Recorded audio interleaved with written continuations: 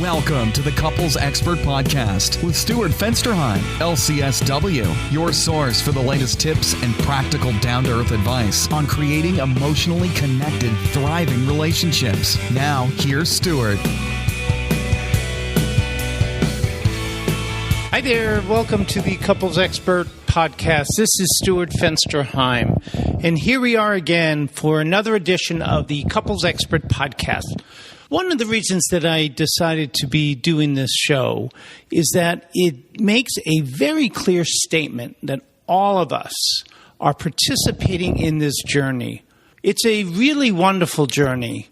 It's seeing the relationships with our partners and creating something so that we know that we have something very special that brings your life meaning and more significance than anything else in your life.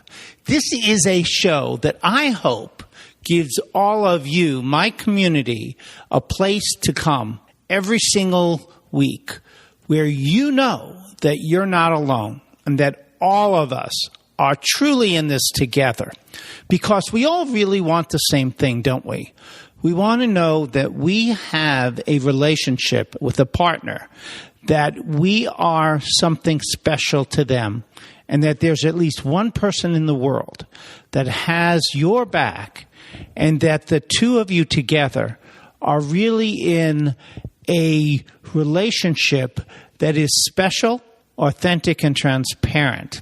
And not only that, but part of why I've created this podcast is that all of you know that you're not alone, that there's a community of us out there doing the same things you are, wanting the same things, and together that we're going to work toward having a relationship where all of us feel secure and very significant. You know what's exciting about this is we know how to do it. It's not a guessing game. We have the solutions. Couples counselors who are here helping couples using an attachment framework knows how to help couples to really go from a point of disconnection to the point of connection. And that it only takes one person. So this podcast is your place to come every week for tips, experts in the field of relationships who are going to really help you all know that we're not alone in this journey. And then together we are one. But we're not just one. We're many, with the same passion of knowing that a relationship in your life can change the world. That a relationship in your life can change the world. And that change can be created not only just in your relationships, but the relationships of your friends, your colleagues, your children, your grandchildren, and all of us can have that. And that if we do that, if we show how that's done, that we're going to talk about today is going to help you there. So thank you for joining me again. So what are we going to do today? Today is one of those days that I'm going to do a podcast on my own. I don't have any experts, and I'm really excited to talk about this topic because this topic is something that I'm hearing over and over again in my office. And that's a debate regarding whether logic or emotion is the best for a relationship, whether or not being logical is really the way to go, or whether or not emotions is the way to go. And for some of you, this debate of logic and emotion can really pull the two of you apart. Because if one of you tends to go up in your head and tends to intellectualize everything, and the next person lying next to you is incredibly emotional and they feel things, that difference can really pull you two apart. So what we're going to do is talk about that and which way seems to be better in terms of a relationship.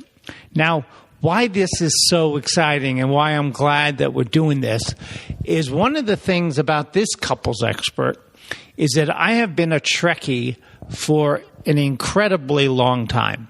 For those of you that don't now know what I'm talking about someone that used to follow Star Trek, and I used to be a Trekkie beyond Trekkie. I would follow every week. I would watch the show. But I have to tell you something, that I have a very strong position about which show was the real pure one.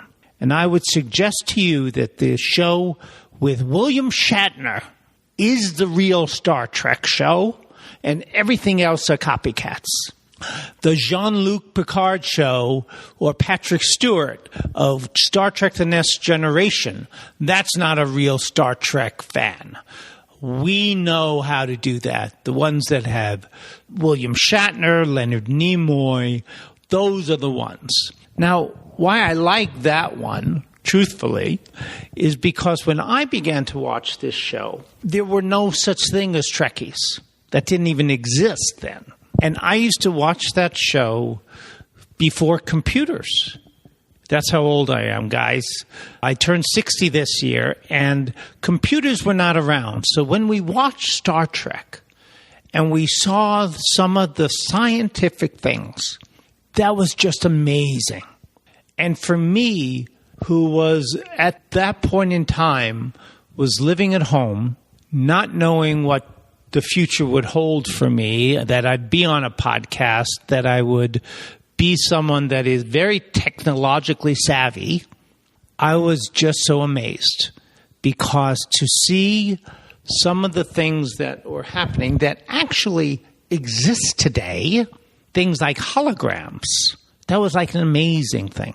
And one of the things that I loved the most, and it really touched me, was really the Vulcan salute, which was to live long and prosper. Now, I don't know how many of you know this, but the Vulcan salute is actually a religious thing. Leonard Nimoy was Jewish, and he was creating his character and was trying to come up with something for a Vulcan handshake or a Vulcan signal.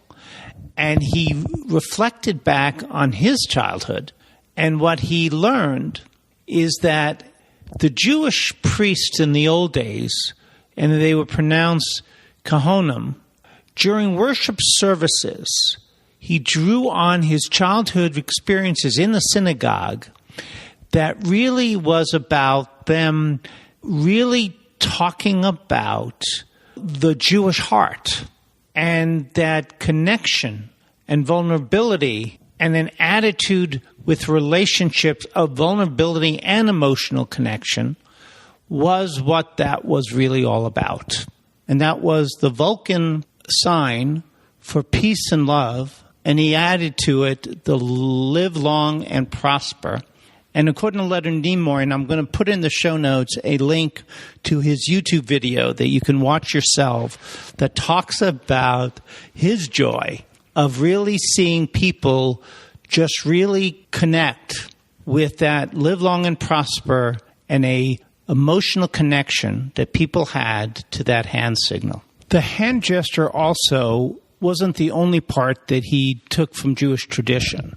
The live long and prosper, and the response to that was the Vulcan's response of peace and long life, was based on the story Shalom Aleichem, which is peace be upon you, and the traditional reply of Alachim Shalom, upon you be peace, is how that all came about. So I think that's really cool.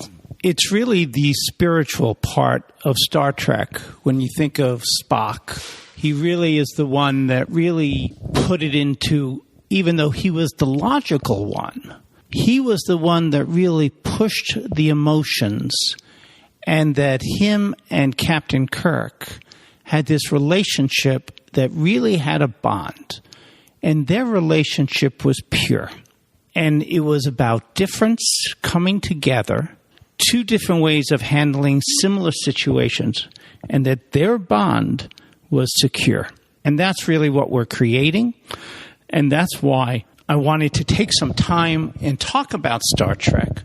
But what we're really going to talk about today is how to take two of you who may approach situations differently, and how do you get the logical or intellectualizing person and the person that deals with emotions to really come together and work on this so that the two of you feel secure and important in a relationship? So the first step is to not identify which is better, but to recognize that both of you are going to contribute something to the relationship and that the two of you together need to focus on how do we come together and have the logical side and the emotional side fit well. Many couples in the last couple of weeks that have been coming to my office, what I've heard from a lot of people is that they could just wish that they could just be logical and not be filled with such emotional turmoil.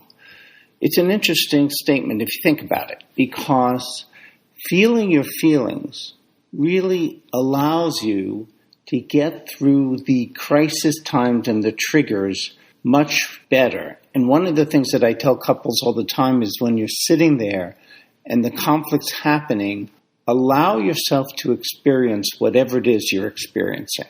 And not only just experience it, but pay attention to what makes you uncomfortable. And for most people, what they begin to tell me is that they just hate how it feels. They hate that they're sitting there with their partner who they love dearly, but the kinds of things that are going on between the two of you just has you feeling so awful because all you want to do is feel loved and know that your partner is loved. So what we need to do is really recognize that the emotional side is going to be the fuel that's going to help you understand what's happening and what you want to change. So what we have to do is really grab onto that side, grab onto the emotions, and really begin to tell your partner the pain and anguish is about not being able to reach them, and that the two of you who love each other more than anything are treating each other in such a way because of the triggers that is not what you want, and that you're willing to do whatever it takes to really change that. You know, the research on love has shown us that people need to feel emotionally safe, and feelings of being cared for and safe, which are all emotional experiences. That emotional experience is what's going to make a difference in your relationship. You know, if we think about the logical person who tends to say, I don't need the emotions. I don't need to feel those things. I can do it all intellectually and logically. You know, when we start thinking about romance and of being romanced, that's all emotional. And when we look at, we've talked a lot about what are the three things that we need in a relationship, which is to be accessible, to be engaged, and to be responsive, or to have our partners do that. These are all emotional experiences. Helping your partner see that a logical brain alone will not have you feeling cared for and safe and passionate is the key. We need these for romance. We need them to feel the affection that comes our way. And guys and ladies, we need it for sex. And if you take the emotions out of the experience, what you're left with is an empty physical experience that is not very fulfilling. The exciting experiences in bed are really a combination of the emotional bond, the connection, eroticism, and feeling playful, which are all not logical. Having sex is ultimately an orgasm is about letting go and just allowing your body to respond the way that it will. And that is far from a logical experience. So guys, I ask you this, since you're the one that mostly is saying, let's just be logical here. Do you really want your partner to be that logical? Say goodbye to a sex drive that will allow you to have a mind-shattering orgasm. Now, do you still want it? I don't think so. I know I don't. So, to create this safe, vulnerable relationship, we need to establish a relationship that has the safety and one which there's a feeling that your partner is truly empathetic and that understands you. So an emotional connection is really more about feeling it and letting your logic go along with the emotions. And that's really what I'm wanting to tell you. You know, when we think about the difference between empathy and sympathy, we have to take a look at that. Empathy drives connection. Sympathy creates disconnection. Now, what that really means is that the feeling of sympathy comes from a recognition of another person's suffering, that we can see them suffering, but it's a disconnected place. So if you see suffering in the world, but you don't feel it, understand it, or even let the person know that you can relate to it, that's all about being sympathetic. And most people don't feel close to people of sympathy because they feel so different. They feel like I am so odd and different, and my partner has no conception of what I'm going through. But wait, if your partner can show empathy, that's a deep feeling. That's a feeling that your partner may not be going through that experience, but understands the pain and the anguish and wants to be there for you. It's a bridge of a greater connection and communication between two people that I understand you. I've been there before, maybe not in the exact same way, but in a way that's similar, and I know that this pain is awful, and I don't want to experience it, and I feel for you that you do, and here's the key, everyone, and I'm here for you. My presence is here for you. I may not be able to fix it for you, but I can let you feel like you're not alone. You know, I want to take a quick pause here and just announce a few things at the Couples Expert. You know, we have a new website coming up, and I want you all to check it out. It's the same website, www.thecouplesexpertscottsdale.com. And I wanted to also remind all of you that we have that 2-day 7 Conversations workshop that's coming up in August. And there's a $100 discount if you sign up by August 1st. That's the publicity. But what I'm going to offer for those of you that are listeners to this podcast, I'm going to offer you that $100 discount throughout up until the day of. So that if you want to join me, and this is a wonderful workshop that's going to help. We'll talk about empathy. We'll talk about sympathy. We'll actually talk a little bit about Star Trek because I do show a video, but it's not the original one. So now I'm filled with shame. But it's a really cute one about Spock and logic and emotions, and it really sends home some of the things that happen to us in a relationship.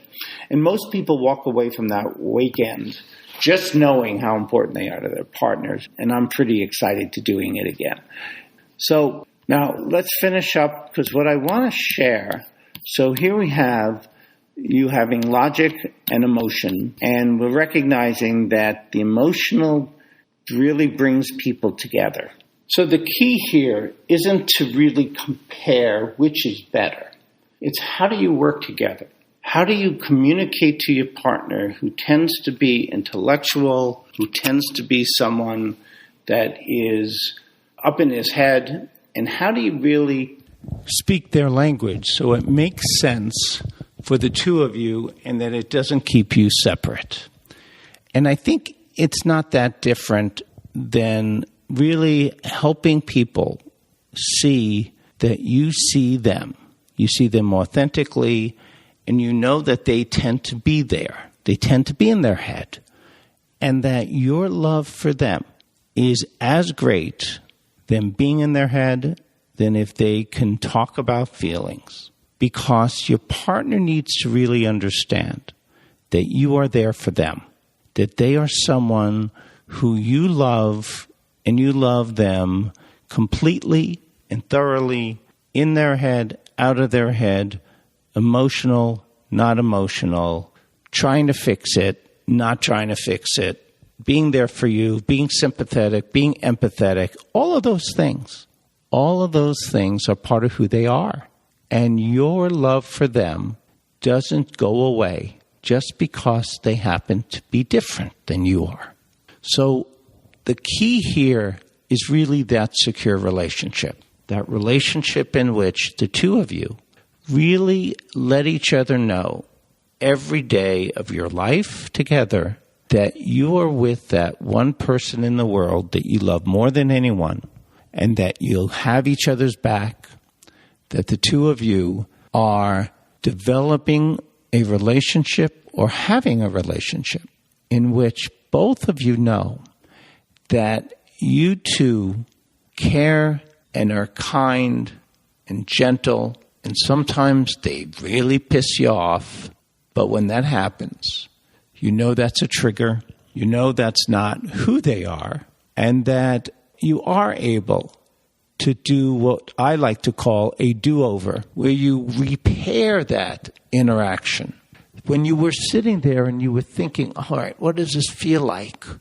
What is exactly going on for me? Why am I so upset? And that you dig down deep, you take that risk, you allow yourself to be vulnerable, and you recognize that it's about not being able to reach your partner, and that what the future holds, similar to Star Trek, the future holds the two of you in this world together, never letting go, never changing or asking your partner to be different than they are, but having them just understand who you are. And that when you do that, this is logical, guys. The logic here says, I'm here for you no matter what. Our love is real. Our love will carry us through every bit of a rough day, a rough patch. And logic says, if you're with someone who loves you deeply and completely, to criticize, to say or do something that would have them feel less than isn't logical, but we do it. So why? So Mr. Logic or Ms. Logic, it is logical to know the reason we do it is we go into a primal panic where we need our partner emotionally to be present for us, and we need to know that they're special to us and that we're special to them, and that the two of us love each other so incredibly deeply and completely that nothing and no one could ever tear us apart. And when you do that, Mr. and Ms. Logic, you see the power of the emotion. And Ms. Emotion or Mr. Emotion, when you see your partner being logical or in their head, what it should tell you is that they're scared. They don't know how to deal with what's happening. They need something that makes sense to them. Now, what I know is emotionally focused therapy, which is about vulnerability, authentic relationships, transparency, and the ARE, is very logical, and it will get anyone where they want to be with a partner that they know they feel loved by and complete. So the emotion that you're feeling and the love and desire to be close to your partner, to receive those emotional connections, we need to help our partner understand that we too see them as complete and good enough, and that our emotions are really strong for them, even when they get logical, and that we understand the logic is partly a coping mechanism, and that the more that we talk about how important we are to one another, the less the logical brain, the logical person, needs to be logical. They can be right there with us, standing side by side, having an experience that includes logic and the emotion, and then together you can accomplish anything, knowing that you're loved and being with that one person in the world that makes your world a shining star. Take care, everyone. Thank you for joining me again. And next week, we're going to have another expert on the show who's going to really help us all continue our mission to changing the world and having love be the answer. And we'll see you all next time. Bye-bye. I am dedicating this podcast to Leonard Nimoy, who died in 2012 of COPD, which is a disease of the lungs. If you go to my show notes, you'll see a couple of links on YouTube about Leonard Nimoy and his battle with COPD, and his family is trying to produce a movie on COPD, calling it COPD Highly Illogical. You can get more information on their website, but check out the videos. I have a couple of videos. There's an interview with Leonard Nimoy at the Yiddish Book Center that did a interview with him a couple of years ago that's very fascinating and you may find very interesting, as well as a little promo video for their movie COPD Highly Illogical. Check it out. Thanks for listening to today's episode with your host, Stuart Fensterheim. You're one step closer to reigniting that fiery passion with your partner. For more information and your 30-minute free phone consultation with Stuart, visit www.thecouplesexpertscottsdale.com. We'll see you next time.